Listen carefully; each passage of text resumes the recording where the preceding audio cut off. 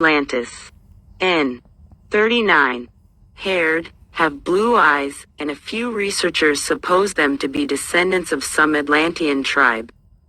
Usually American Indians possess black hair, but the ancient Peruvians, for instance, were auburn-haired, which fact is confirmed by the discoveries of Short, who found some modern Peruvian tribes with auburn hair. The Warao tribe of Arovax affirm that their ancestors long ago inhabited a certain heavenly land. Neither malicious men nor pernicious animals existed there. The Quiches of Guatemala possess a remarkable monument of great antiquity, the famous Codex Popul Vuh, a bouquet of leaves. It is their sacred book, and it was discovered in 1854 by Dr. Scherzer. The 4 volumes of this book, written in the tongue of the Quiches, give the history and the mythology of the Mayas. The Popul Vuh asserts that the forefathers of the Quiches came in a very remote epoch from a distant eastern country situated in the ocean. Later on, 3 sons of their king visited this country of their origin and returned to Guatemala with the knowledge of writing. This mysterious eastern country is described by the Codex as a true paradise. Whites and Negroes lived there in peace like brothers and spoke the same language. Further on, the Book of Popul Vuh relates that the god Huracan became angry with mankind and flooded the earth. Simultaneously with this calamity, a great conflagration was observed in the heavens. Evidently, the cataclysm on Earth was a consequence of some tremendous cosmic catastrophe, and this circumstance connects the Guatemalan myth with the Greek one concerning Phaethon. Thanks to his mistake, 1/2 of the earth was burnt by heavenly fire. The last representatives of a strange white-skinned Indian tribe are still living in Venezuela. They are called Paria, and some years ago inhabited a village called Atlan, in the virgin forests between the Apure and the Orinoco, but now are almost extinct. They possess traditions of a certain catastrophe which destroyed their old fatherland, a large island in the ocean inhabited by a prosperous and wonderful race. Some representatives of the latter reached Venezuela and thus survived the cataclysm. Their descendants lived for a long time among the Venezuelan Indians as a separate tribe. Their women were much appreciated by other tribes, and we can find an account in the Spanish Chronicles of the Conquest, to the effect that some caciques possessed in their harems white concubines. Their masters did not allow them to show themselves to anybody, and thus these unfortunate women, remaining throughout their whole life in semi-darkened harems, finally became blind. Moreover, the Venezuelan writer, H.B. Nunez, told me that in the Venezuelan forests there are many monoliths covered with hieroglyphs and strange carvings. They were earlier mentioned by the famous German naturalist Humboldt in his descriptions of Venezuela. The fact of the existence of black races among the inhabitants of the lost continent mentioned in the Codex Popul Vuh is of the greatest interest. Hitherto, ethnologists imagined that Negroes appeared in the New World only during our own epoch, when they were imported as slaves, but the most recent researches demonstrate that they first came to America in a period very remote. The Popul Vuh relates that, after the cataclysm befell the former fatherland of the Quiches, one part of its spared population emigrated westwards, i.e. to America, and the other, eastwards, presumably to Europe or to Africa. Perhaps these latter emigrants were the forefathers of the Berbers and Tuaregs, but it is not improbable that in the present African black population the descendants of some Atlantean black-skinned tribes still exist. Quatrophages, La Plongeon, and Bancroft have proved that certain aboriginal Negro tribes inhabited America not so very long ago. Some statues of the Indian gods in Central America possess typical Negro features, and certain prehistoric monuments there undoubtedly represent Negroes. We have, for instance, such statues in Teotihuacan, in Palenque, and a gigantic Negro's head carved in granite near the Mexican volcano of Taxila. I have seen a statuette of a Negro in the archaeological collection Mr. Ernesto Franco in Quito, Ecuador. According opinion of local archaeologists, this statuette is at least 20,000 years old. The autochthonous black races in America were either gradually mixed with the Indian ones, or became extinct, but in a very remote time Negroes or Negroids were numerous in the 41. New World. It is possible, however, that some black individuals were drifted to America by the strong currents existing in the ocean between Africa and the New World. That was the opinion of quatrophages. O'Donnelly proposes the same hypothesis, affirming that plants, animals, and men were probably carried from one continent to another by strong sea currents. Once I had the opportunity of living for about a month in Oyapok, a locality in a lonely situation among the equatorial forests of French Guiana. There I saw many representatives of the local Negro tribe of Saramacas, which lives all by itself and is ruled by its own chiefs. The Saramacas are divided into several clans, and each clan possesses a sort of a coat of arms tattooed on the faces of its members. The opinions of scientists concerning the origin of the Saramacas vary. Whilst some consider these Negroes to be an autochthonous American tribe, others think that the Saramacas are none else than the progeny of ancient slaves imported into South America, who deserted from their masters in the forests of Guyana. The Saramaca tongue resembles the dialect of the African Gold Coast, which is situated directly opposite the Guyana shores. My own view is that the latter hypothesis is wrong. Clearly it would be very difficult to transport into slavery an entire tribe, and still more difficult for that tribe to escape together with its wives and children. The complement of the slaves groups was always entirely casual, so that each group of slaves was composed of the representatives of various tribes. Furthermore, the Saramacas of today are a very kind-hearted people, friendly to the whites, which would not have been the case if their ancestors had been slaves, subjected to the bestial cruelty of the planters. So I am inclined to believe that Saramacas are the last aboriginal Negro tribe preserved in America. The most surprising thing about this tribe is its knowledge of sorcery methods, inherited, perhaps, from an unknown and peculiar culture which flourished on the globe in a very remote epoch. Concerning this hypothesis, I mentioned Tilak's opinion concerning the antiquity of the Hindu Vedas. He thinks the Vedas were inherited by the Hindus from a certain civilized race which inhabited a country covered by glaciers. Therefore only two conjectures are possible. Either the author, or authors, of the Vedas belong to some unknown, cultured Arctic race. Shadow of Atlantis. Or he witnessed the last glacial period. This latter hypothesis certainly destroys all theories concerning the comparative youthfulness of our civilization. It is much older than we hitherto supposed. Primeval men witnessed many great cataclysms.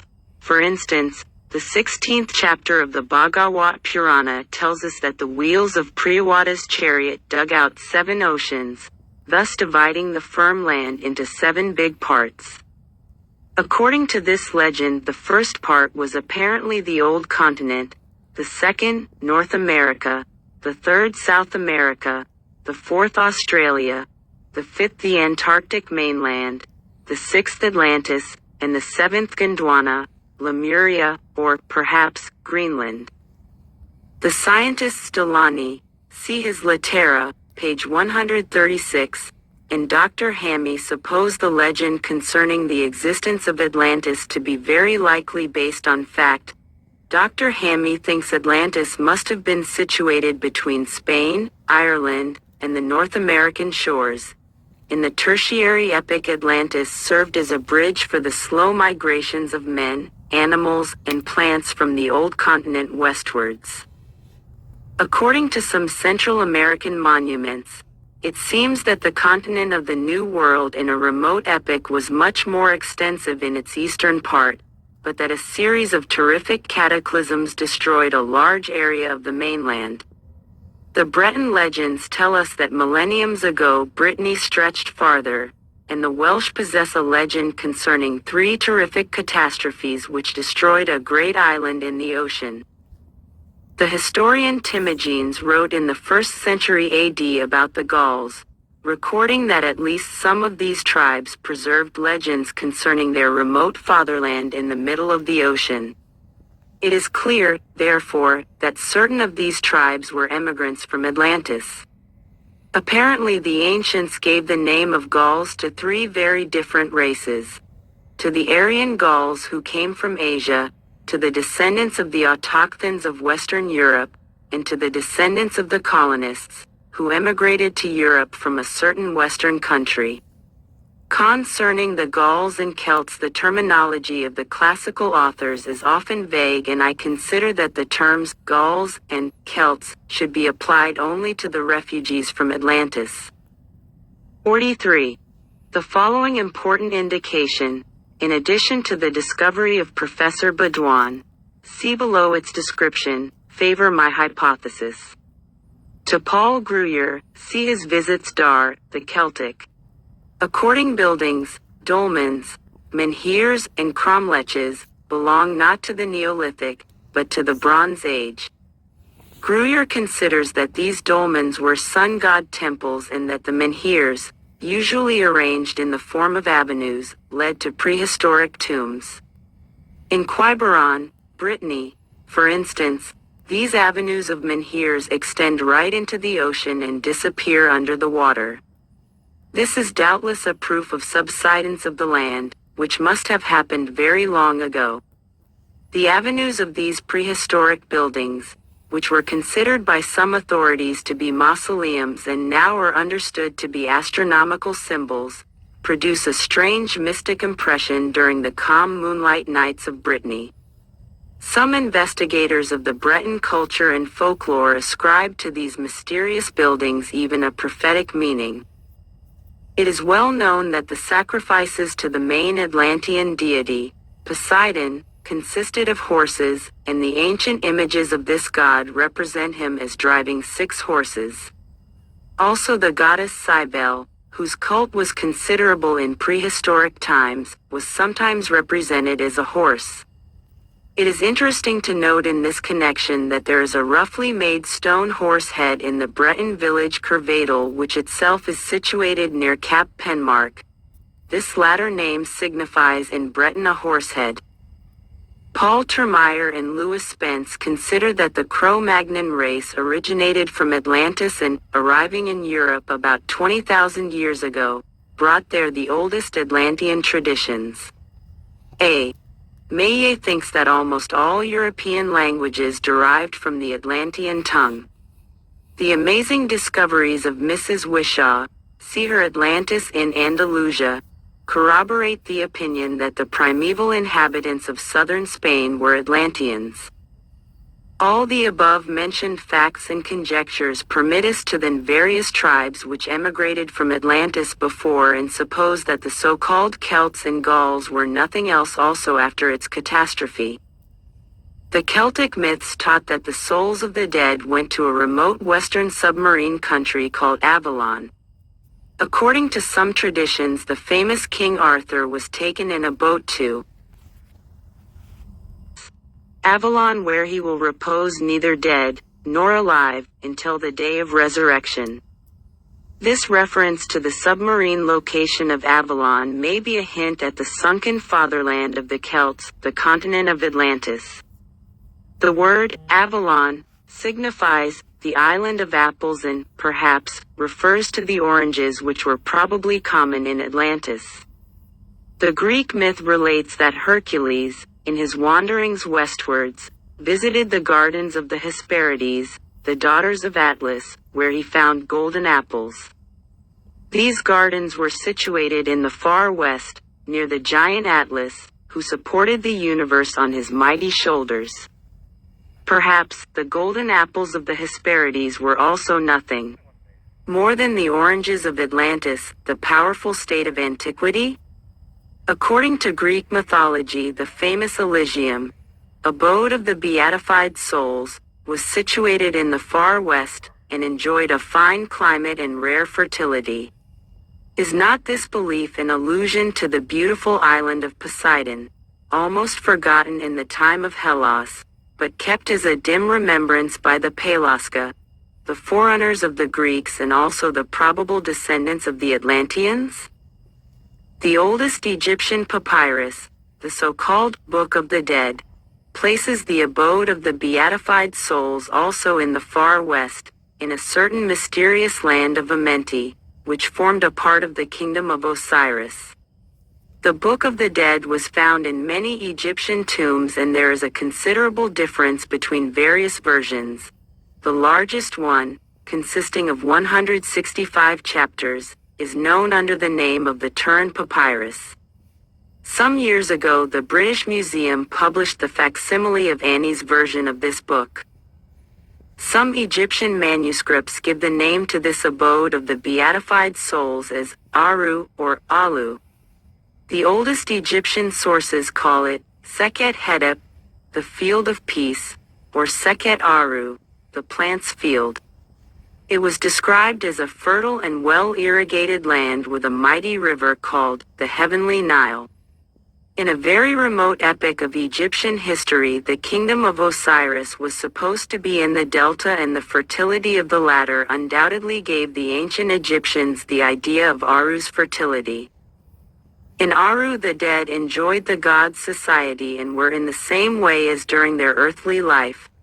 They plowed, occupied, sowed, hunted, and played various games.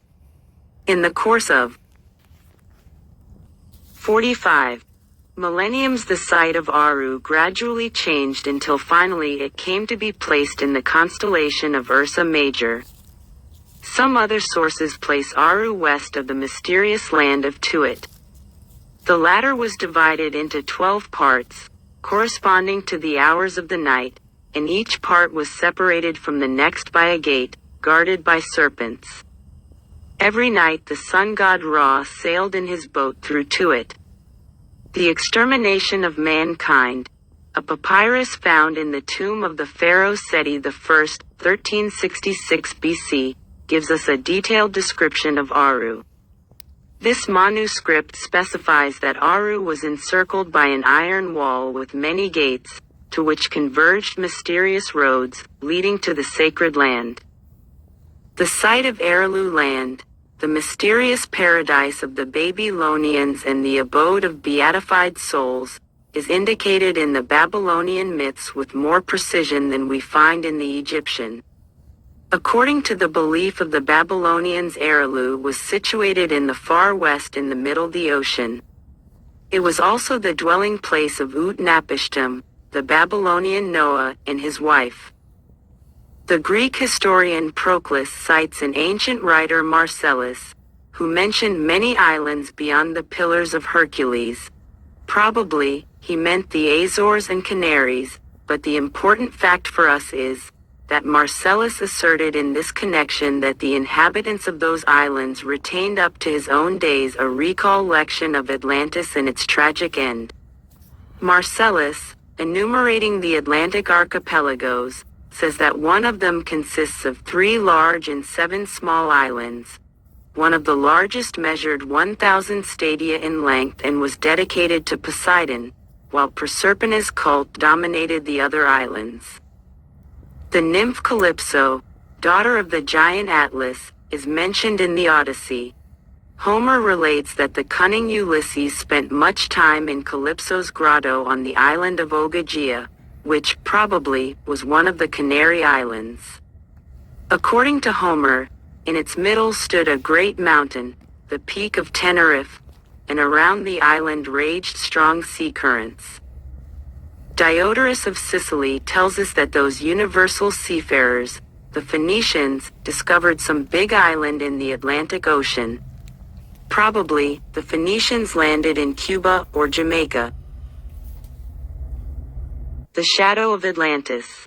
Pausanias, that exact and scrupulous writer, mentions a group of islands in the Atlantic Ocean, probably the present Caribbean group, which he calls the Satirides.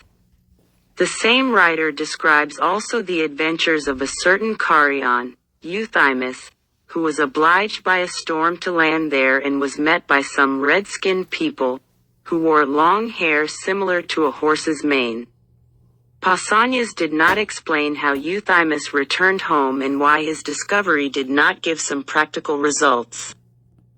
According to Strabon, many daring seafarers of his time ventured to go far westwards.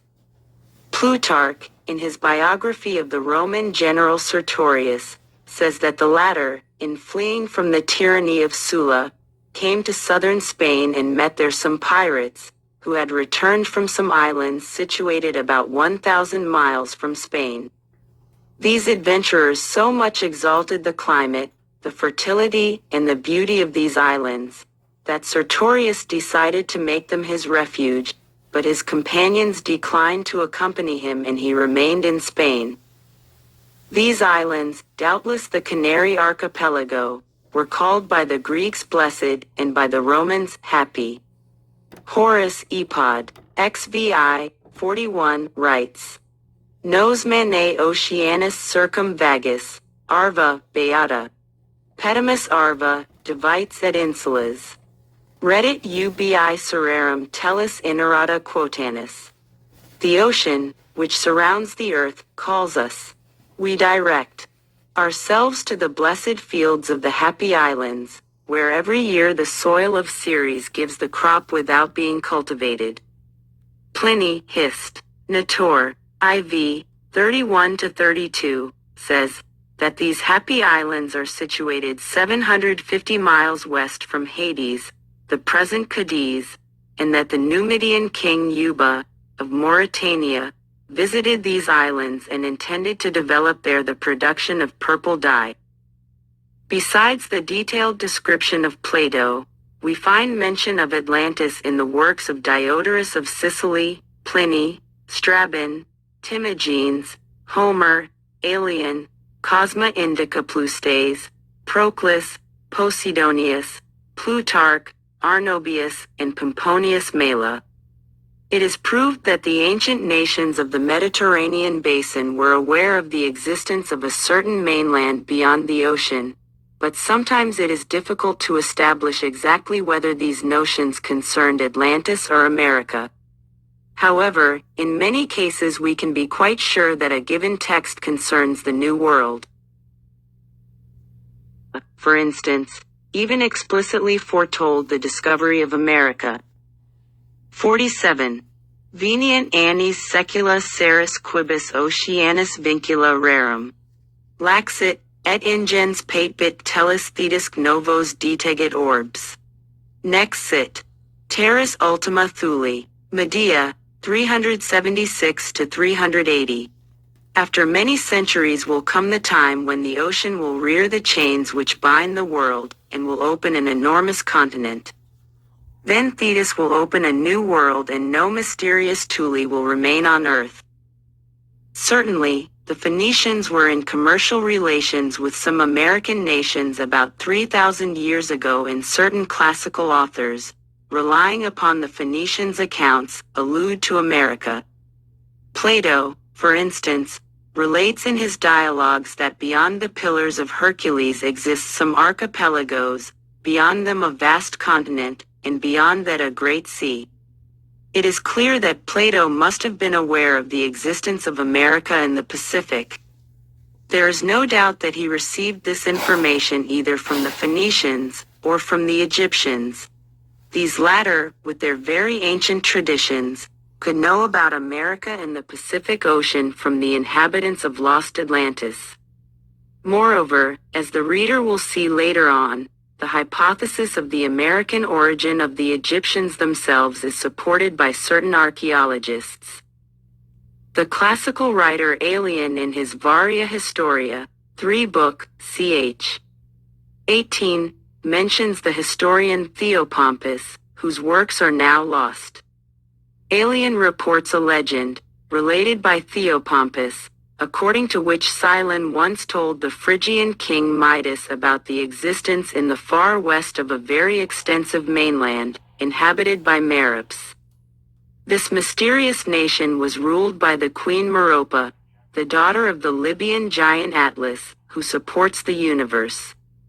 Hercules, in the course of his distant voyages westwards, met Meropa's father. This visit of Hercules is confirmed also by Plutarch in his work on the lunar spots. Speaking about Atlas, Homer says, Atlas knows every sea abyss and is the unique master of the high columns, Gibraltar, which stand between heaven and earth. We have to understand the expression Atlas supporting the universe as a poetical Atlantis. Hyperbole. The Atlantean Empire had been so powerful that it merited this description perfectly. The daughters of Atlas, such as Calypso and Meropa, were evidently nothing else than various provinces and colonies of the Atlanteans. Since Atlantis no longer existed in Homer's time, it is clear that the famous rhapsodist mixed with his narrative the legends about Atlantis and its power which still circulated in his days as dim recollections of a remote past. However, it is possible that some fragments of the powerful Atlantean Empire, such as Tartessos, for instance, still existed at that time. If Plutarch in his treatise, on lunar spots, meant by the term Meropa's kingdom, a certain American territory, it would be clear that the Atlanteans also possessed colonies in America.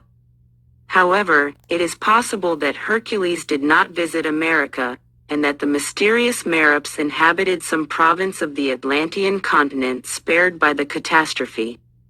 But the Brazilian philologist, Dr. Enrique Onfroy de Thorin, is of a different opinion. This authority discerns the origin of the word, Merop, in the language of the Indian tribe of Quichua, not to be confounded with the Central American tribe Quiche, which inhabits the northwestern corner of South America and numbers some 3 million of souls. The Quichua language is very poor in sounds, of which, according to the linguist Chudy, they possess only 14. E.O. de Thorin cites the Quichua substantive maro, land, earth, country, etc. Its genitive case Merop is employed in the sense of native, aboriginal, born here in this country, etc., and corresponds perfectly to the Greek gegon. Probably, says E.O. de Thorin, whenever the Phoenicians asked the South American natives, "Who are you? Where you come from?" they invariably received the same answer, "We are of these parts, we are Merop." So, returning to Europe, the Phoenicians remained under the impression that they had visited a land populated by Merops, and this word, altered into Merops, finally reached Theopompus and Plutarch.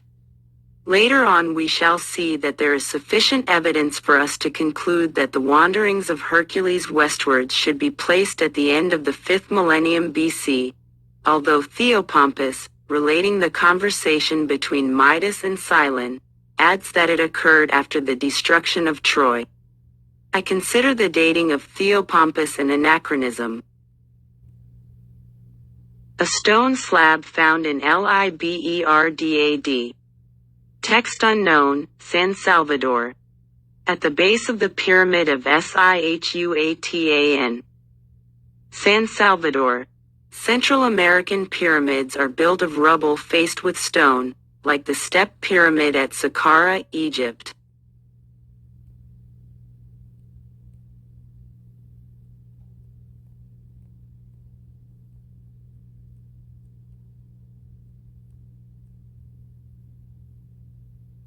M. A clay head found 5 yards deep, front, San Salvador. Considered to be at least 8,000 years old. The same profile.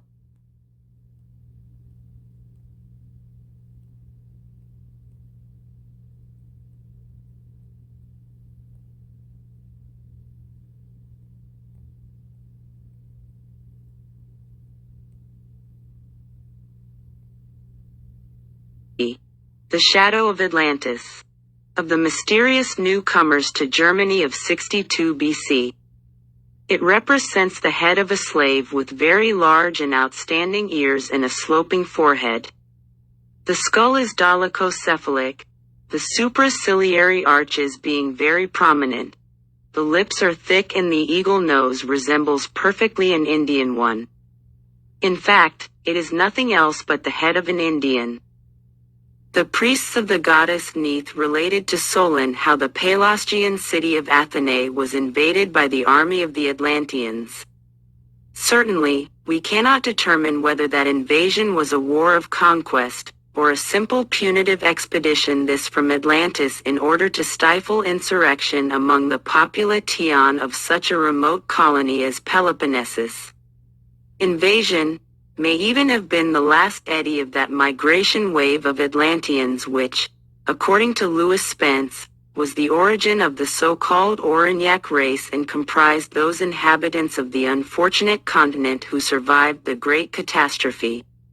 Further, according to Plato, this Atlantean army, which invaded unsuccessfully Athena, Egypt, and Libya, was finally destroyed by Athenians, Pelasga, Egyptians, and African Getuls. Professor Ludwig Schwenhagen affirms that the invasion by the mysterious Ibersgerians of Tartessos and Gades, circa 1300 BC, dealt a formidable blow to the prosperity of these colonial states and resulted in their decadence. Tartessos, a great and rich semi-independent Phoenician colony in Spain, near the mouth of the river Guadiana, was also apparently founded by Atlanteans. According to Strabon, the inhabitants of Tartessos possessed chronicles 6,000 years old. The classical authors affirm that Tartessos carried on a definite foreign policy and the inhabitants of this mighty colony were much given to expeditions beyond the high seas. If the Phoenicians, Tartessians, and mysterious Carians were not kinsmen, they were doubtless closely bound by commercial relations, or even by political treaties. Side by side with Tartessos existed another colonial state, whose capital Gades, presently Cadiz, which, according to the priests of Neith, was founded by Gadir, the second son of Poseidon, to whom belonged all the region around Gibraltar. This myth was D1. Means that Gades was founded by Atlanteans, because Poseidon we possess information about Gades from 2000 BC symbol.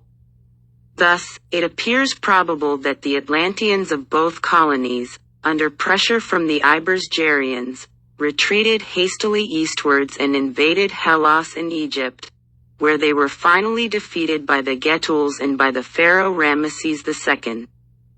Was the chief deity of Atlantis and, to a certain extent, its.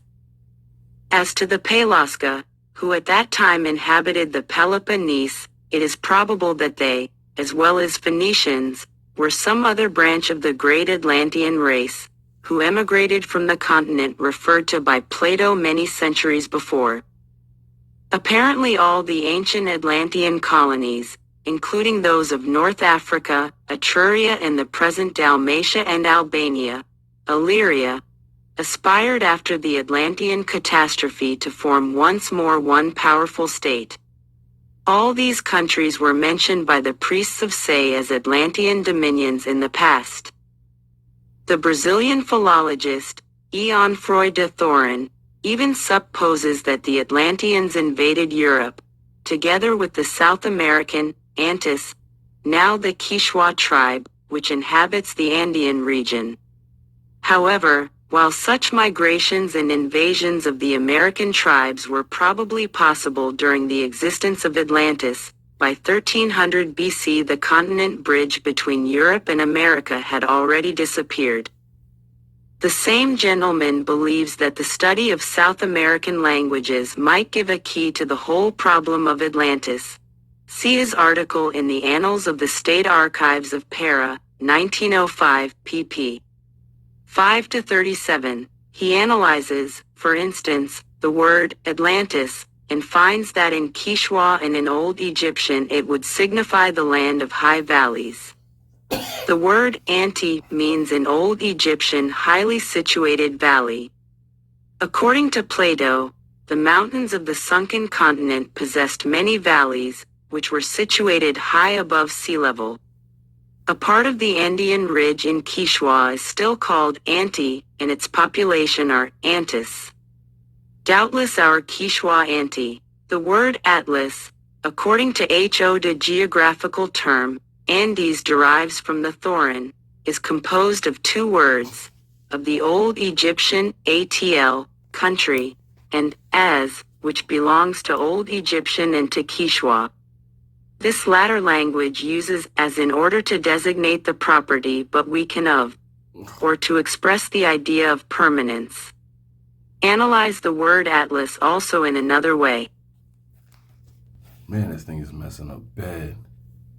2 feet ATL signifies in the language of the Berbers water, and the same significance of this word pertains to the language of the Central American Quiche Indians, not to be confounded with Kishwa.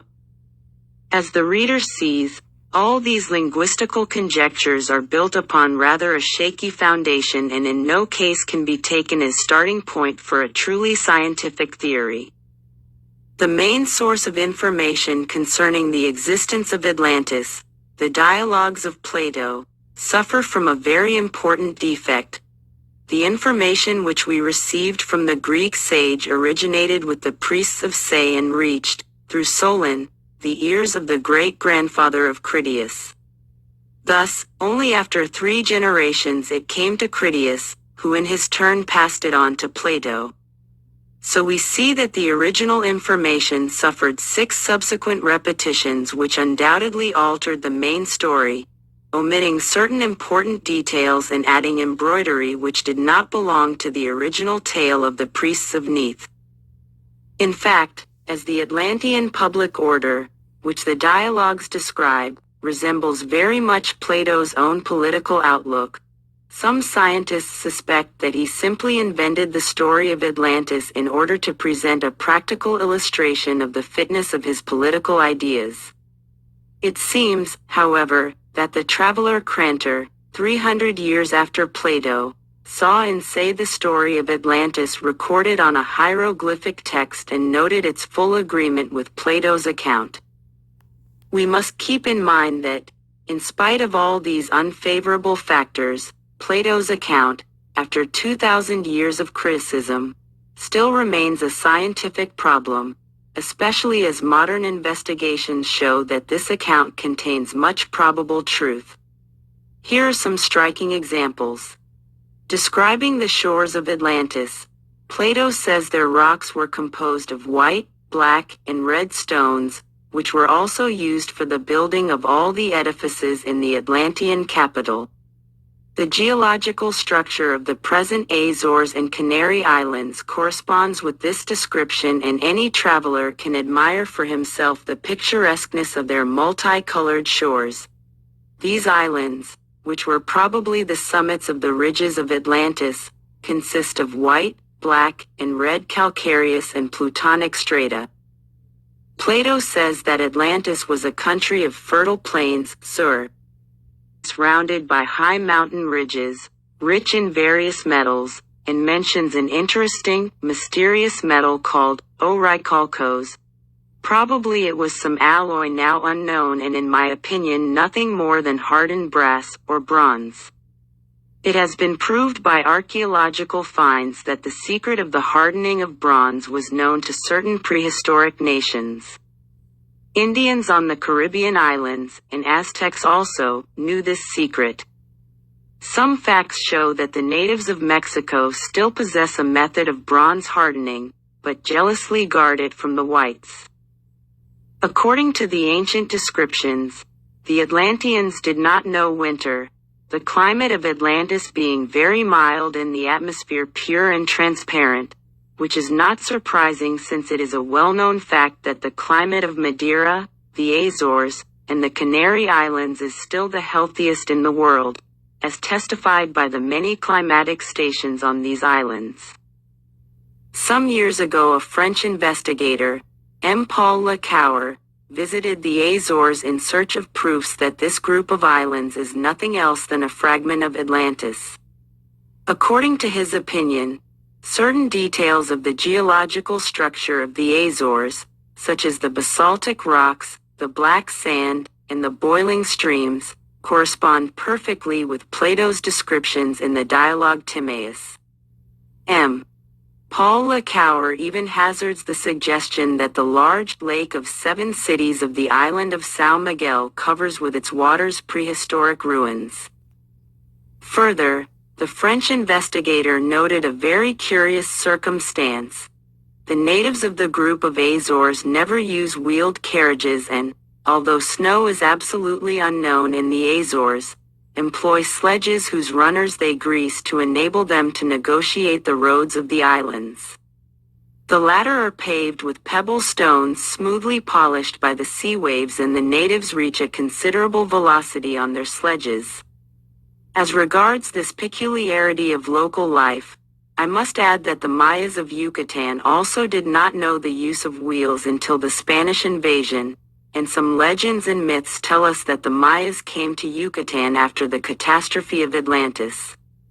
Lecour explains this peculiarity by the fact that the continent of Plato disappeared before the invention of wheels. According to M.P. Lecour, we have here an example of a millenary tradition which cannot be overcome even by modern technical progress. The Critias dialogue tells how Poseidon's trident, striking the 54 on the island of soil of Plato's island, created 2 springs, one hot and the other cold. We can see now in the Furnace Valley São Miguel side by side 2 water springs. One of them is remarkable for its low temperature and the other is boiling. The Atlantean capital, the magnificent Poseidonis, is described in detail by the Greek sage, but I feel that the author is somewhat inclined to myth and fancy. For instance, I cannot easily trust Plato's account of many statues of pure gold, Orichalcos roofs, etc. However, this description of Poseidonis partly resembles the account of Cortés to the King of Spain concerning the old Mexican Tenochtitlan, now Mexico City. It is probable that the founders of Tenochtitlan, the Toltecs or Aztecs, when building their new capital, imitated the old one in Atlantis, their former fatherland. Many interior citadels with large central squares from which radiated streets, crossed by a multitude of canals, all these existed in Tenochtitlan as well as in Poseidonis. The numerous dams across those canals served for interior communication and helped in the defense of the town during wartime. The walls encircling Poseidonis were covered with copper, but the wall of the main interior citadel was lined with orichalcos which glittered like gold. In the center of the main citadel, situated on the 3-headed mountain, stood the temple of Poseidon covered with gold plates. The interior of the temple was adorned with numerous gold and ivory statues. Plato affirms that elephants were very numerous on the island. One gigantic statue represented Poseidon as driving 6-winged horses and stood very high. The god's head touched the cupola of the temple. Around it were many statues of Nereids mounting dolphins. The temple was surrounded by golden statues of the Atlantean kings and queens. Visits to Poseidon's sanctuary without special permission from the priests were forbidden, and those who disobeyed were killed for this sacrilege. The Atlantean capital was strongly fortified and surrounded by a triple rampart. The city was built on the slopes of 3 high mountains, and such a situation was analogous to the traditional images of the god Poseidon, always represented with a trident, as a remembrance of the 3 peaks which crowned his main sanctuary in the island of Atlantis. According to Plato and other authors, the state system of the Atlantean Empire was theocratic. This information corresponds to the political of Atlantis structure of certain American states before the Spanish invasion. It is probable that the latter inherited their public system from their ancient center, Atlantis. Such were, for instance, the states of the Mayas, Toltecs, Aymaras, and Chibchas. All the enumerated states possessed the solar cult and sometimes, as for instance Maya and Mexico, also the cult of Tlaloc Poseidon. The king-priest of the Atlanteans enjoyed unlimited power, and his orders were tantamount to the will of the gods. A complicated hierarchy of numerous priests ruled the country. Sun worship and the adoration of Poseidon were the mainstay of their religious cult. We know that the catastrophe of Atlantis was preceded by great inundations and strong earthquakes, after which, according to Plato, during one ill night the continent sank in the ocean abyss. We find in many classical sources clear allusions to this catastrophe, and some writers, as for instance Marcellus, give us valuable details concerning the subsequent events. He says that the spared Atlanteans emigrated to Western Europe. This is confirmed by Timagenes, who received his information from the Gallic Druids.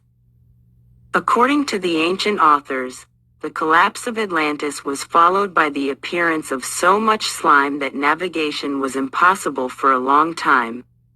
Many centuries later, the Phoenicians, sent around Africa by the pharaoh Necho, reported that ships could not move beyond the Pillars of Hercules because the water was too dense, and one or two classical authors saw in this a result of the Atlantis cataclysm. But to me the statement of the cunning Phoenician merchants seems somewhat suspicious.